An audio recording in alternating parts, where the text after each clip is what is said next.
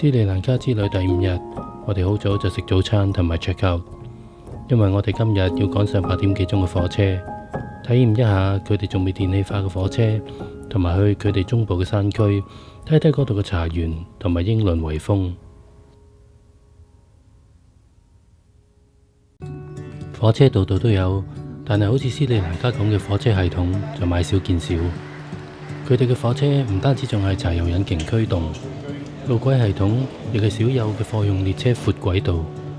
佢哋嘅路軌仲沿用緊已經逐漸被淘汰嘅有縫路軌，令到列車駛過嘅時候發出嗰種勁共勁共嘅舊有火車聲音。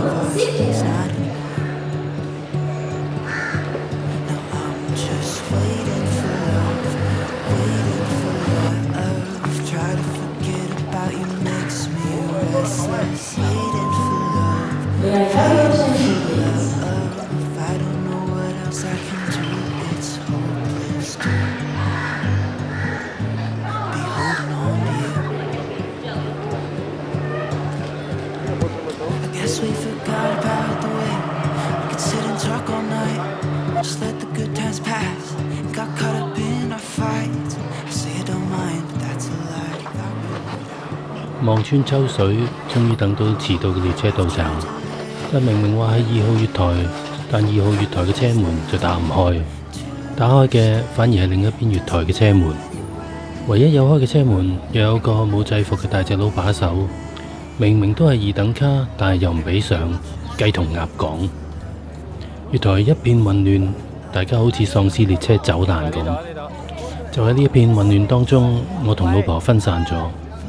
比我更有走難天分嘅佢，二話不說就放低咗香港秩序 L 嘅包袱，從窗口跳咗入車廂。而我呢個秩序 L 就跑咗去幾卡之後一道奇蹟地開住嘅門，喺站長吹雞、車長開車之前，緊緊趕得切跳咗上車。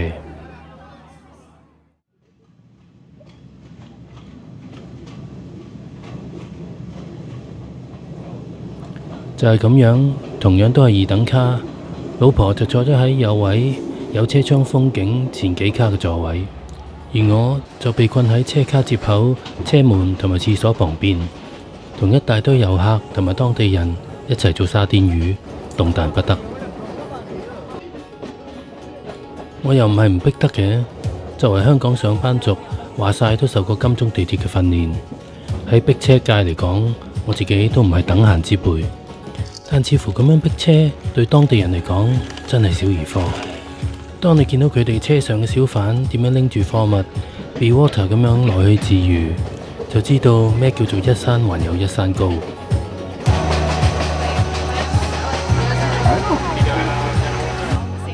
當大家面面相覷無聊到一個點嘅時候，就終於忍唔住同身邊嘅人搭訕。我周圍嘅人就有嚟自印度嘅一對新婚夫婦，一對早幾年喺上海生活嘅德國夫婦，一對比利時夫婦，同埋一個啱啱回鄉參加完一場浩浩蕩蕩過百圍嘅婚宴嘅加拿大籍斯里蘭卡裔女士。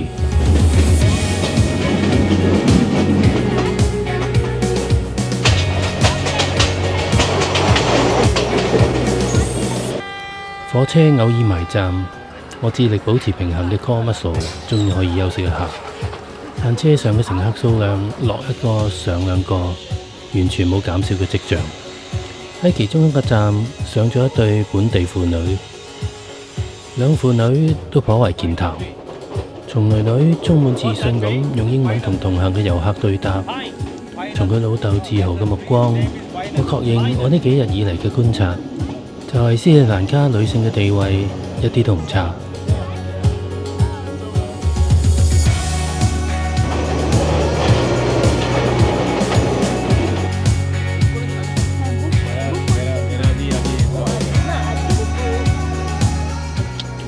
大叔好好人，見我哋企咗咁耐，請我哋飲果汁，就係咁樣説説笑笑，講下佢哋嘅生活，講下我嘅城市，不經不覺，門外嘅景色就變得越嚟越開揚，由樹林植林變成漫山嘅茶田。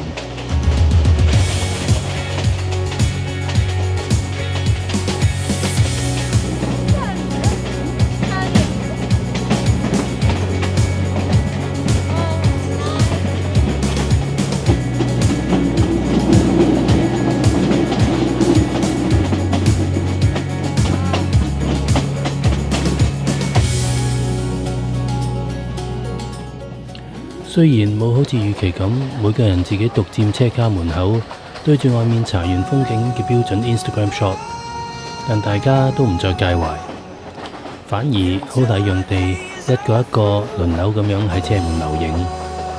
最後大家亦都終於忍唔住，要做個例牌，貪伸出車廂外面嘅高危動作。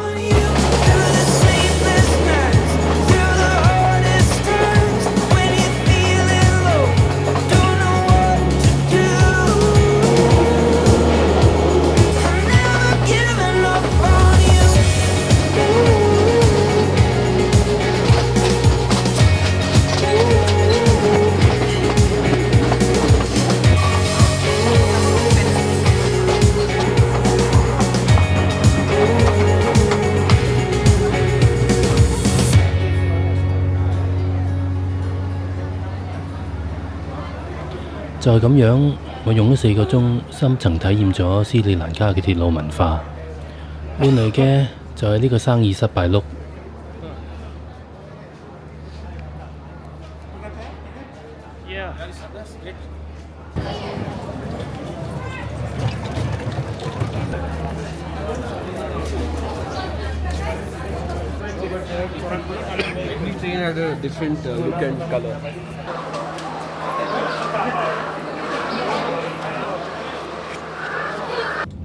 開車唔使半個鐘，我哋就到咗今日要去嘅城市 Nuwara Eliya 努沃勒埃利耶，我就索性簡稱佢做努城。努城係一個出名非常英倫嘅山城。我哋揀咗一間英倫風十足嘅 cottage 旅館，旅館得幾間套房，環境非常清幽，由一個本地人 Kabil 一腳踢打嚟。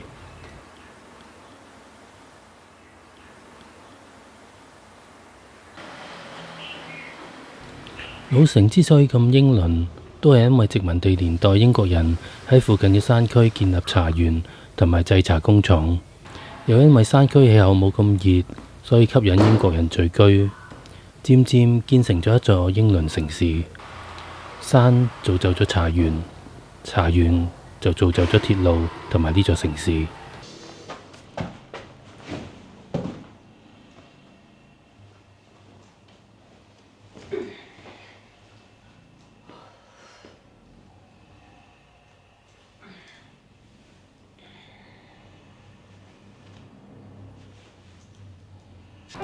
嚟到努城嘅其中一個指定動作，就係去揾一間似樣嘅酒店嚟個英式嘅下午茶。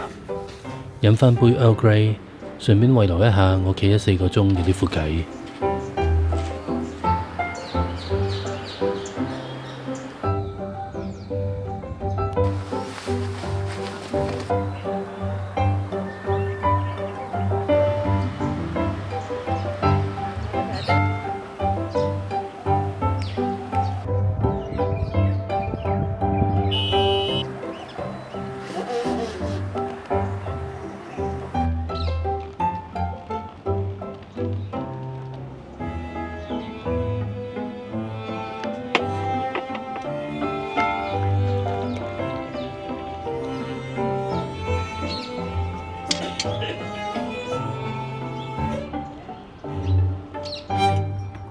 唔想諗即刻答，港式奶茶好飲定係呢個好飲？都唔好飲。如果你問英國人食 scone 究竟應該係搽 jam 定係 cream，應該都唔會有一個好確切嘅答案。而實驗證明，我就係一個 jam 人，而佢就係一個 cream 人。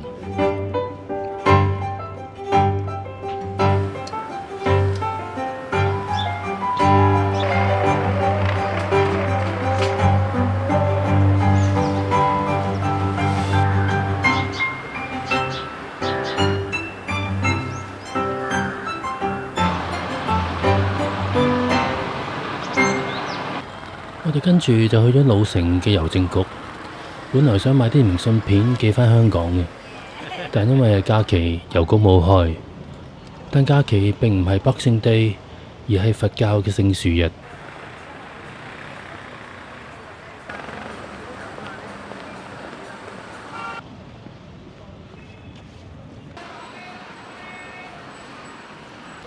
郵局嘅建築唔太原汁原味，甚至乎有啲迪士尼 feel， 但佢嘅郵筒同殖民地年代嘅郵票令我諗起石蘭嘅風光年代，亦令我諗起我城嘅風光年代。兩個地方好似兩個失散咗嘅姊妹，有多少相似，又有幾許回憶。見唔見到個彩虹？見到事頭婆同佢老豆嘅肖像，真係有啲掛住佢哋。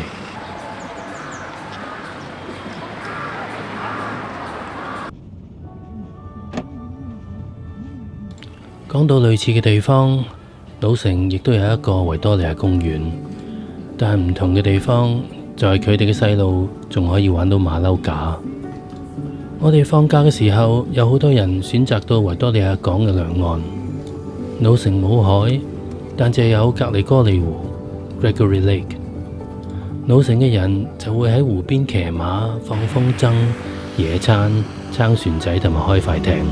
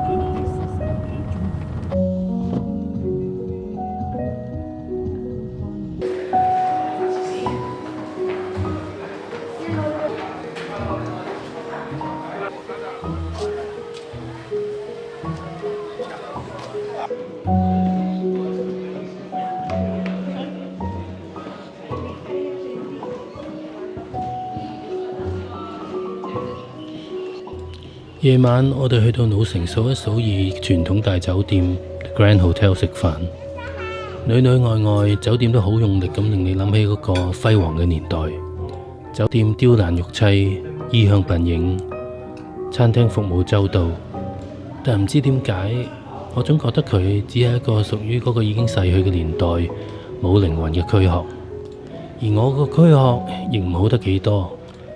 由於日頭程車實在太過累人，腎上腺素又用晒，一路作嘅病就終於發咗出嚟。講完呢句 OK 之後，其實一啲都唔 OK。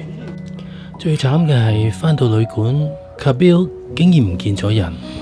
我哋 check in 嘅時候唔知係唔記得定點，佢冇俾大門示我哋，門口又電話號碼都冇個，就係咁樣又發冷又發燒嘅我，企咗喺門口差唔多半個鐘，先終於見到佢滴晒汗咁跑返嚟開門。雖然勁嬲，但病到五顏六色嘅我，最後連發脾氣都冇力，淨係嘭咗一下門，宣泄咗就攤咗落床昏迷。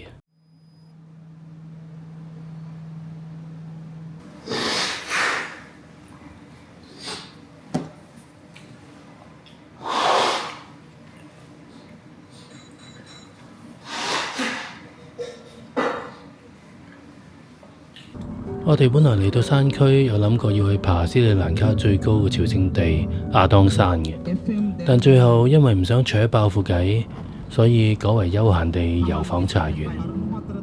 去斯里蘭卡山區嘅茶園，好多人會選擇供應 Lipton 嘅 Pedro， 但我哋最怕人多，所以揀咗間細細間冇乜人識，但同樣有過百年歷史嘅 Bluefield。好多茶園會免費為來訪嘅人提供導賞，甚至可以俾遊人體驗一下親自採茶添。Bluefield 亦唔例外。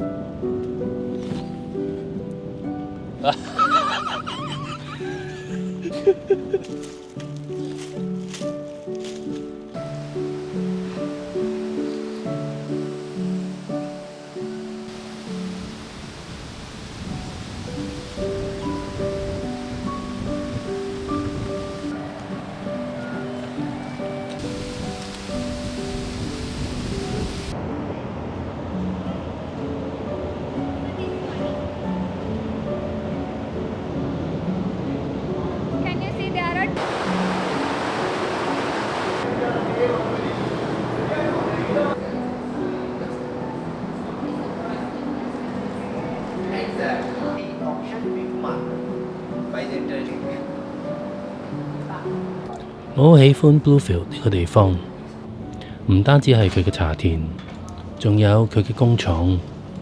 喺呢度時間好似凝固咗咁，凝固咗係一個人可以靠土地同埋老實勞力過活，所有機器都仲係 mechanical 同埋 analog 嘅年代。對於我哋生活喺一個機器壞咗就會因為成本效益寧願買過一件都唔去修理嘅社會嘅人嚟講，佢嘅茶田工廠就好似一道清泉咁，而我哋喺佢茶廳裏面品嚐嘅白茶、黑茶、清泉，仲有回甘嘅添。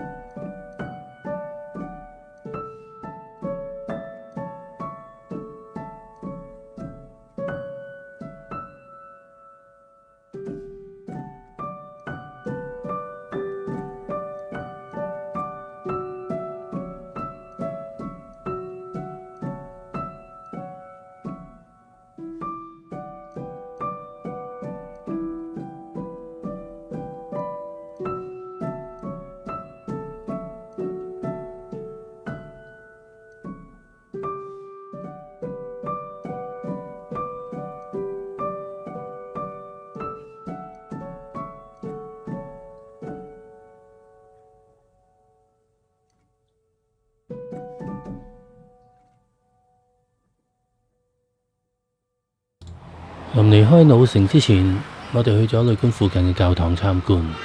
行入教堂嘅時候，你聽到附近阿贊清真寺嘅吟唱。轉個街角，你會見到一個印度神像。再行遠啲，你見到成街都係五色旗幡，小小一個社區，小小一個國度，包羅萬象。返到去，Kabil知道我哋行咗成朝，做咗件好英倫嘅事，就係為我哋準備咗茶同埋茶點。司機 Melinda 話咗俾我哋知，Kabil 尋晚之所以唔見咗人，係因為囡囡病咗，要帶佢去醫院。真相大白，我反而覺得成件事好人性化，反而更加覺得自己選擇喺Kabil看守嘅呢間旅館，點都好過好似 The Grand Hotel 咁千人一面嘅大酒店。拜拜。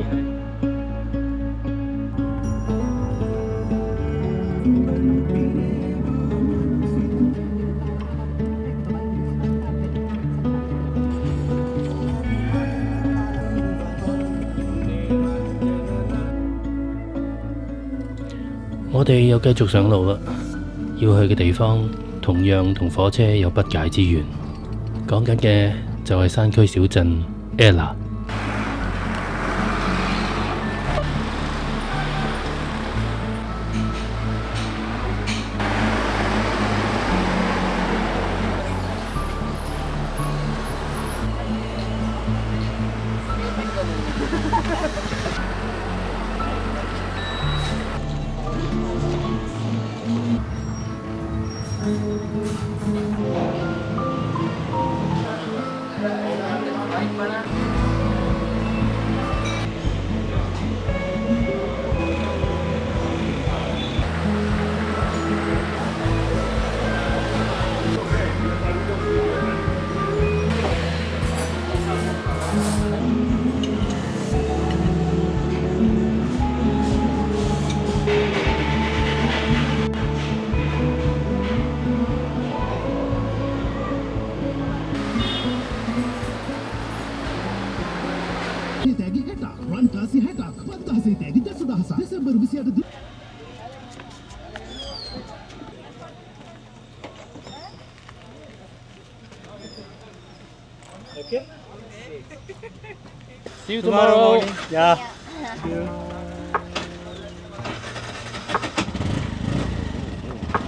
Tomorrow to Yala. Yala. You see elephants and leopards. Yes. I think you can see the Yala is best of it's a national park in Sri Lanka.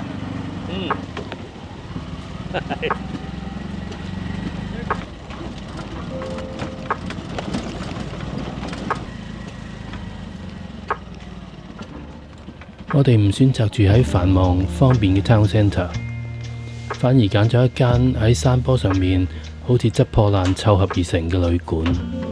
因為嚟 Ella 嘅人別無其他原因，十居其九都係為咗一道橋，就係眼前嘅呢一道火車橋——九拱橋 （Nine Arch Bridge）。I think the train is 5:30. 5:30, and then that's the last train.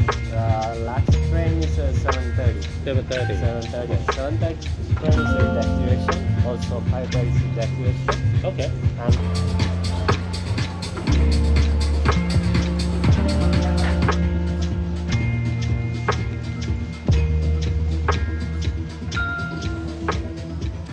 九拱橋的確係一件又宏偉又典雅嘅建築。先唔講工藝技術，單係佢嘅比例，九個拱嘅節奏，平面上嘅弧度，跨過山峽，令火車駛過嘅時候好 lofty， 好 graceful。成件事好 picturesque， 用當代語言即係好 Instagrammable。所以即使唔係好似我哋咁住喺山谷兩旁，遊人都會走到去山坡上高，甚至乎揾路走落去橋面，盡情打卡。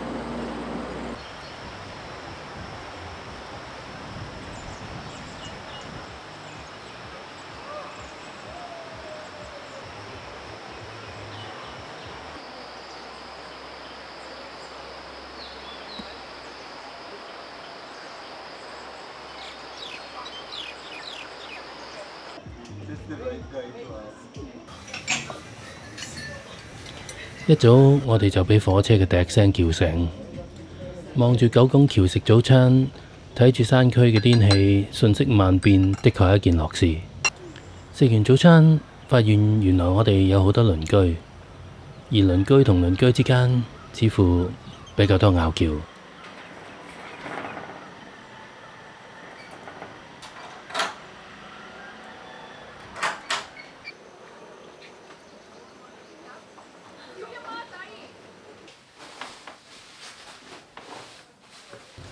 其實我哋喺山坡旅館上面睇九拱橋同埋經過嘅火車已經睇到夠，懷疑係咪有必要好似其他遊客咁落到去橋面睇睇呢？同樣一道橋，同樣嘅火車，換個角度有幾大分別呢？但成朝總係有把聲音不停咁呼喚我哋，叫我哋要近距離接觸世界上買少見少嘅非電氣化火車，喺有縫路軌上高行走。要落去體驗一下火車經過嘅時候係點樣嘅一種感受。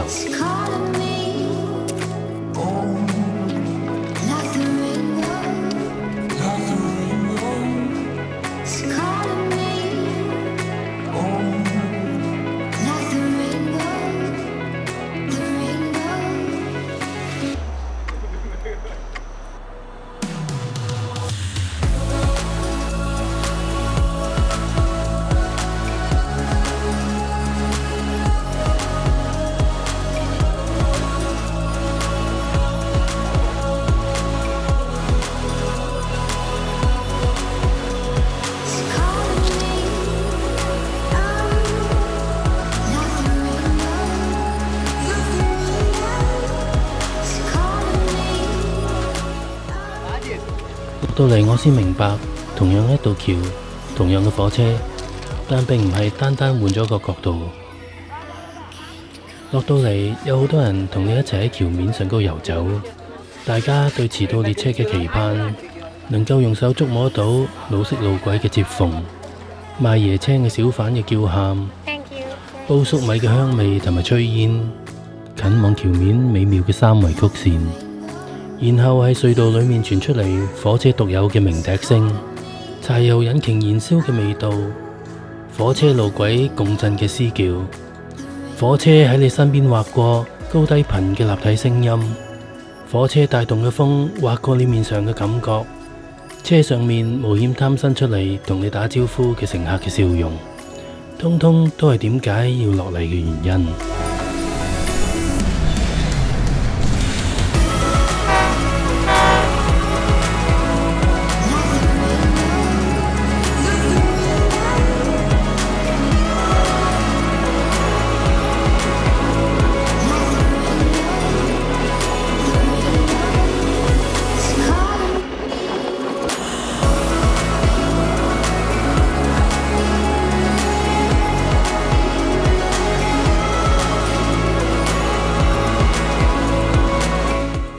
如果係都要我只係揀一個理由，點解要親身落到嚟九宮橋嘅橋面迎接火車到嚟？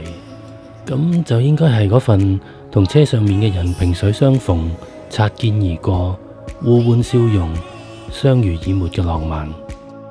如果同船共渡幾世修，咁九宮橋上面擦肩而過，彼此分享呢份浪漫，又係幾深嘅緣分。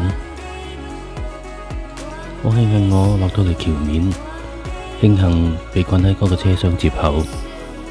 如果唔係，我唔會換嚟嗰個喺 Instagram 一張相上高得唔到嘅體驗，一種全方位嘅體驗，亦即係旅行嘅意義。